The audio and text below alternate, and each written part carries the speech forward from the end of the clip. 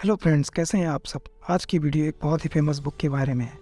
दोस्तों, आज की वीडियो में हम चार्ल्स डुइक के द्वारा लिखी गई book the power of habit की ऑडियो बुक या समरी के बारे में डिटेल में जानेंगे। तो बिना देर करते हुए वीडियो शुरू करते हैं। द पावर ऑफ हैबिट एक ऐसी बुक है जो हैबिट से जुड़ी बहुत सारी रोमांचकारी तथ्य बातें बताती है। यह पुस्तक 100 से भी अधिक एजुकेशनल इंस्टीट्यूशंस, 300 से अधिक वैज्ञानिकों और अधिकारियों तथा दर्जनों कंपनियों पर किए गए शोध पर आधारित है। जी हाँ, हम बात कर रहे हैं चार्ल्स डुइक के द्वारा लिखी गई book the power of habit की। द पावर ऑफ हैबिट के लेखक है चार्ल्स डुइक, जो एक अमेरिकी पत्रकार और नॉन फिक्शन लेखक हैं। वे द नेटवर्क मैगजीन में काम कर चुके हैं। वो हैबिट्स और प्रोडक्टिविटी जैसे विषयों पर 2 बुक लिख चुके हैं, द पावर ऑफ हैबिट और smarter was faster waiter. The power of habit के जरिए न्यूयॉर्क टाइम्स पुरस्कार विजेता चार्ल्स डुइक हमें आदतों के वैज्ञानिक अध्ययनों की ऐसी दुनिया में ले जाते हैं जो न सिर्फ रोमांचकारी है बल्कि बेहद आश्चर्यजनक भी है। दोस्तों, बचपन से ही हमारा दिमाग तरह तरह की आदतें बनाना शुरू कर देता है, जैसे खाना खाना, कपड़े पहनना, ब्रश करना, नहाना आदि। जब इन चीज़ों को दिमाग एक बार सीख जाता है तो उसे इसकी आदत पड़ जाती है, फिर उसे वह ऑटोमेटिकली ही करने लगता है। दोस्तों, जो काम हम रोज़ करते हैं और उन्हें करने की जिम्मेदारी हमारे माइंड पर आ जाती है और सारे ज़रूरी कामों को छोड़कर उन्हीं कामों को करने में मज़ा आता है। कुछ आदतें अच्छी भी हो सकती हैं और कुछ आदतें बुरी भी हो सकती हैं, जिन्हें बदला जा सकता है। दोस्तों, आपके साथ जो भी होता है वह आपके आदतों के कारण ही होता है। जैसे किसी से बात करते हुए भी कोई कपड़े पहन सकता है, उसे सोचना नहीं पड़ेगा कि कपड़े कैसे पहन। लेखक ने हैबिट की डेफिनेशन यही बताई है। हैबिट एक फार्मूला है जिसे हमारा दिमाग बिना ज़्यादा सोचे समझे फॉलो कर सकता है। दोस्तों, आइए इस बुक की समरी को कुछ स्टेप्स के माध्यम से समझते हैं। स्टेप नंबर 1 या पॉइंट नंबर 1, आदतों का फंडा। आदतें कैसे विकसित होती हैं। हम इंसान रोज़मर्रा के कई काम ऑटोमेटिक करते हैं, जैसे ब्रश करना, नहाना, नाश्ता करते करते टीवी देखना या न्यूज़पेपर पढ़ना। कुछ काम इतने ऑटोमेटिक होते हैं कि जाने अनजाने में हम उन कामों को रोज़ दोहराते हैं और ऐसे लगातार काम को आदतें कही जाती हैं। हम करने के क्रम को एक ऑटोमेटिक रूटीन में बदलने की प्रक्रिया को चंकिंग कहा जाता है। यह सभी प्रकार की आदतों का आधार है। हम आदतें हमारे दिमाग की एनर्जी बचाने और सभी कामों को कुशलतापूर्वक करने में मदद करती हैं। आदतें बनती कैसे हैं। किसी भी प्रकार के हैबिट को 3 भागों में बांटा जा सकता है। हैबिट ग्रुप में 3 चीज़ें आती हैं, क्यू, रूटीन और रिवॉर्ड। क्यू या इशारा, वो सबसे पहले हमें क्यू मिलता है। क्यू का मतलब होता है कोई ट्रिगर, ऐसी चीज़ जो हैबिट शुरू कर देती है। क्यों कई तरह के हो सकते हैं, विजुअल, ऑडियो, थॉट्स, स्मेल इत्यादि। जैसे ही अलार्म बजता है आप झट से जाग जाते हो। आपका दिमाग आपको अलर्ट कर देता है। अलार्म बजना और आपका जागना क्यों हुआ। क्यों मिलते ही आप जो काम को करते हो उसे रूटीन कहा जाता है। जैसे कि आप अलार्म बंद करके बिस्तर से उठ जाते हैं और बाथरूम की ओर चले जाते हैं और ब्रश करने लगते हो। यह आपका नियमित क्रिया या रूटीन हुआ। बाथरूम ब्रश करना और उसके बाद जो फ्रेश आप महसूस किए वो आपका रिवॉर्ड हुआ। तो काम करने के बाद जो फीलिंग आती है उसे रिवॉर्ड कहा जाता है। कोई भी आदत क्यू, रूटीन और रिवॉर्ड इसी लूप में चलती है और ऐसे ही आदत बनती है। चैप्टर 2, मस्तिष्क की इच्छा, नई आदतें कैसे विकसित करें। मस्तिष्क की इच्छा मतलब नई आदतें कैसे विकसित करें। हम कोई भी काम या आदत तभी करते हैं जब हमें उस काम के लिए एक क्रेविंग या इच्छा होती है। आदतें इशारे और इनाम के लूप से चलती हैं और इच्छा से ही आदतों के फंदे का निर्माण होता है। दोस्तों, जब हमें किसी चीज़ की हैबिट हो जाती है तो फिर हम उसे बिना सोचे समझे करने लगते हैं, मानो यह काम ऑटोमेटिक हो रहा हो। जैसे हम बाइक चलाना या स्विमिंग करना सीखने जाते हैं तो फिर आँख बंद करके भी उस काम को कर सकते हैं। बैड हैबिट्स में भी ऐसे ही होता है। स्मोकिंग या अल्कोहल की आदत पड़ने पर आदमी बार बार उसे करने लगता है। उसका एक ब्रेन कहता है छोड़ दो, फिर भी वो आसानी से छोड़ नहीं पाता। उसे पता ही नहीं चलता कि कब उसने सिगरेट पी ली या अल्कोहल की बोतल खाली कर दी। इसका कारण क्रेविंग है। बड़ी बड़ी कंपनियां अपना प्रोडक्ट बेचने में तभी सफल हो पाती हैं जब वो लोगों के अंदर उस प्रोडक्ट को इस्तेमाल करने की इच्छा को जगा देते हैं, उस इच्छा को किसी इशारे और मिलने वाले इनाम से जोड़ देते हैं। तब जाके लोगों को उस चीज़ की आदत लग जाती है। पेप्सोडेंट को जब नया बाज़ार में बेचने के लिए लाया गया, तब इसे ग्राहकों की उस इच्छा से जोड़ा गया जो ब्रश करने के बाद एक सीरम और ताजगी का एहसास दिलाती है। अगर लोग ब्रश करना भूल जाएं, तब उन्हें उस सीरम की याद आ जाती है और उसे पाने के लिए लोग रोज़ाना ब्रश करने लगे, जिससे उनके दांत स्वस्थ भी रहने लगे और पेप्सोडेंट कंपनी पूरे विश्व में बड़ी कंपनी भी बन गई। आदत इच्छा से बनती है, इसलिए इच्छा पैदा करने की तकनीक समझने के बाद नई आदतों को विकसित करना आसान हो जाता है। दुनिया में करोड़ों लोग केवल सीरम महसूस करने के लिए ही रोज़ अपनी दांत साफ करते हैं। हर सुबह करोड़ों लोग अपनी जॉगिंग वाले जूते पहनकर जॉगिंग करते हैं, क्योंकि उनमें जॉगिंग से होने वाले एंडोर्फिन के संचार की इच्छा पैदा हो चुकी होती है। नंबर 3, आदत परिवर्तन का सुनहरा नियम। परिवर्तन क्यों होता है? किसी आदत को पूरी तरह से छोड़ा नहीं जा सकता, खासकर किसी बुरी आदत को छोड़ना मुश्किल होता है। पर अच्छी खबर यह है कि किसी भी बुरी आदत को एक अच्छी आदत से बदला जरूर जा सकता है। आदत बदलने का सुनहरा नियम ये है कि क्यू और रिवार्ड को समान रखते हुए बस रूटीन को बदल दें। उदाहरण स्वरूप, कई लोग जब तनाव में होते हैं तब वो सिगरेट या शराब पीने लगते हैं, क्योंकि सिगरेट या शराब के बाद मिलने वाले रिलैक्सेशन ही उनका रिवार्ड होता है। तो ऐसे में जब कोई तनाव वाली परिस्थिति आती है तब उन्हें सिगरेट या शराब पीने की लालसा होती है। तो इस लत को छुड़ाने के लिए रिसर्चर ने उन लोगों को ऐसी एक्टिविटी करने के लिए कहा जिससे उन्हें सेम तरह की रिलैक्सेशन महसूस हो, और वो एक्टिविटी था मेडिटेशन या पुशअप करने या फिर किसी ऐसे व्यक्ति से बात करना जिससे उन्हें अच्छा लगे। ऐसे कई रिसर्च में लोगों की बुरी आदतों को अच्छी आदतों से बदला गया और लोग एक बेहतर ज़िंदगी जीने में सफल हुए। तो अगर आप कोई आदत को छोड़ना चाहते हैं तो उस आदत के इशारे को पहले समझें कि कब उस आदत की लालसा होती है और इस आदत को दोहराने के बाद कैसा महसूस होता है। तब उस इशारे और इनाम को समान रखते हुए आप अपनी नियमित क्रिया को बदल दें, यानी कुछ ऐसे काम को करें जिससे आपको समान रिवार्ड मिलती है। इससे फिर आपको उस बुरी आदत से छुटकारा मिल जाएगा। अब पॉइंट नंबर 4, मूल आदतें या पॉल ओनेल की यशोगाथा। कौन सी आदतें सर्वाधिक महत्व रखती हैं? सभी आदतें एक जैसी नहीं होती। कुछ आदतें दूसरी आदतों के मुकाबले ज़्यादा इम्पोर्टेंट होती हैं। इसको मूल आदतें या कीस्टोन हैबिट्स कहा जाता है। अगर मूल आदतों में काबू पाया जा सके या बदलाव लाया जाए तो ये बाकी आदतों में भी अच्छे बदलाव लाते हैं। 1927 में पॉल ओनेल अमेरिका की एक एल्यूमिनियम कंपनी एल्कोया के CEO बने। तब कंपनी के निवेशकों को उन पर संदेह हुआ। एक मीटिंग के दौरान पॉल ने कहा कि वो कंपनी के मुनाफे को बढ़ाने के बजाय वर्कप्लेस सेफ्टी को अपनी पहली प्रायोरिटी बनाएंगे।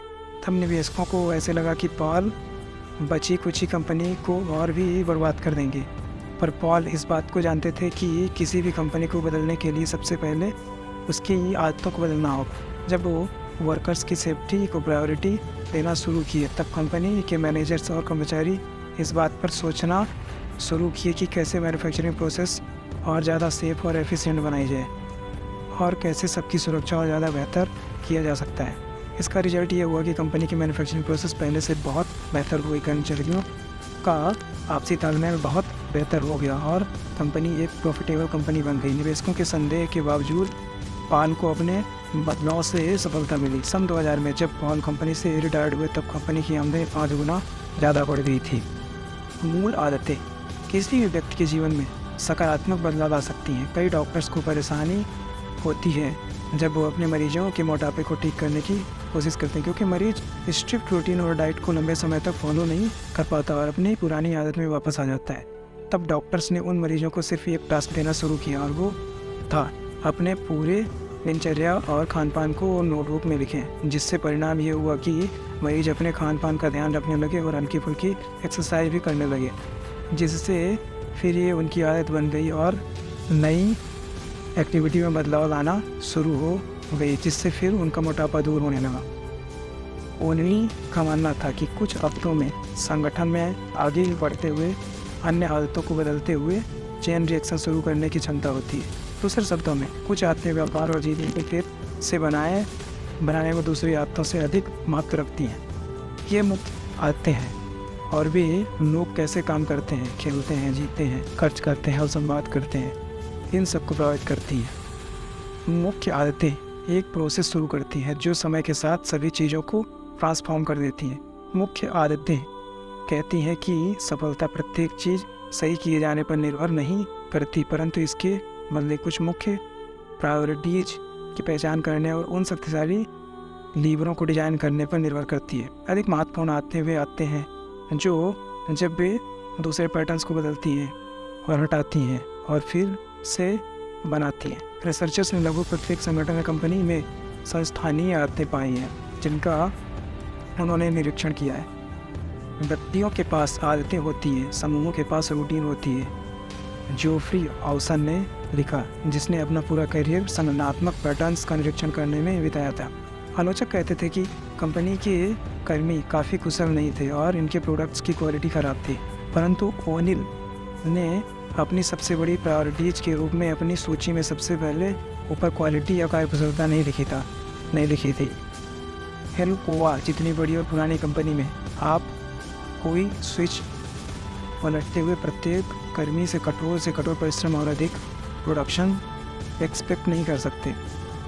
पॉइंट नंबर 5, स्टारबक्स को सफलता की आदत जब इच्छा शक्ति आदत बन जाए। दोस्तों, हैबिट्स बनाने के लिए जो एक और चीज़ आपको चाहिए वो है विल पावर। जिन लोगों की विल पावर स्ट्रॉन्ग होती है वे कभी भी स्मोकिंग, ड्रिंकिंग या ड्रग्स आदि की हैबिट्स में नहीं फंसते।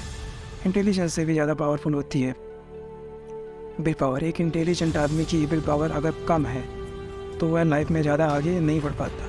वहीं कम मार्क्स वाले स्टूडेंट विल पावर की वजह से आगे बढ़ जाते हैं। हाई विल पावर पर किए गए एक एक्सपेरिमेंट के बारे में पढ़ते हैं। Marshmallow study. एक बार कुछ बच्चों को मार्शमैलो दिए गए। उनसे कहा गया कि वे उन मार्शमैलो को खा सकते हैं, लेकिन अगर 15 मिनट वेट करेंगे तो उन्हें एक और मार्शमैलो दिया जाएगा। कुछ बच्चों ने 15 मिनट से पहले ही मार्शमैलो खा लिया, लेकिन कुछ ऐसे भी बच्चे थे जिन्होंने वेट किया और उन्हें दूसरा मार्शमैलो दिया गया। आगे चल कर देखा गया कि जिन बच्चों ने दूसरे मार्शमैलो के लिए वेट किया था उनके एग्ज़ाम स्कोर ज़्यादा थे और वे आगे चलकर ज़्यादा सफल हुए, क्योंकि उन बच्चों की विल पावर स्ट्रॉन्ग थी। वे मार्शमैलो के लिए टेम्प्टेड नहीं हुए, उन्होंने दूसरे मार्शमैलो के लिए वेट किया। इन बच्चों में दूरदृष्टि थी, तभी यह 2 मार्शमैलो का फ़ायदा उठा सके। स्टारबक्स भी एक ऐसी सफल कंपनी है जो अपने कर्मचारियों में विल पावर को मजबूत करने के लिए बेहतरीन ट्रेनिंग देती है। वो ये सिखाती है कि कैसे अपने काम पर फोकस करना है, कैसे अपने इमोशंस पर काबू रखना है। स्टारबक्स ने देखा कि कस्टमर्स को अच्छी सर्विस देने के लिए एम्प्लॉयज़ में विल पावर और सेल्फ डिसिप्लिन की ज़रूरत है। इसलिए स्टारबक्स लाखों डॉलर्स खर्च करके एम्प्लॉयज़ को ट्रेनिंग देती है और उन्हें नई और अच्छी आदतें अपनाने में मदद करती है। और यही ट्रेनिंग ही स्टारबक्स की सफलता का सीक्रेट में से एक है।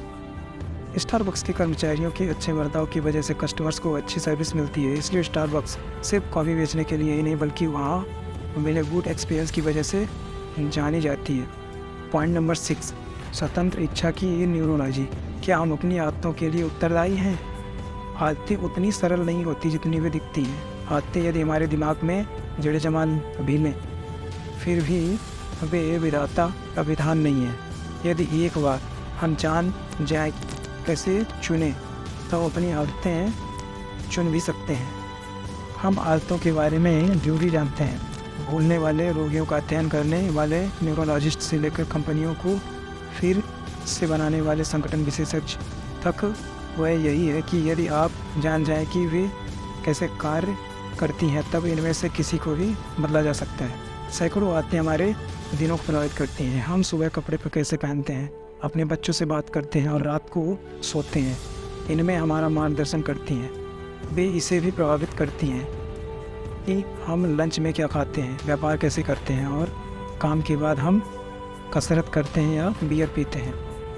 इनमें से प्रत्येक का एक अलग क्यू है और प्रत्येक एक यूनिक प्राइस देता है। कुछ सरल है और कुछ जटिल, जो भावनात्मक ट्रिगर्स से लेती हैं तथा गुड न्यूरोकेमिकल प्राइस देती हैं। परंतु हर एक आदत, चाहे वह कितनी भी जटिल क्यों ना हो, लचीली है।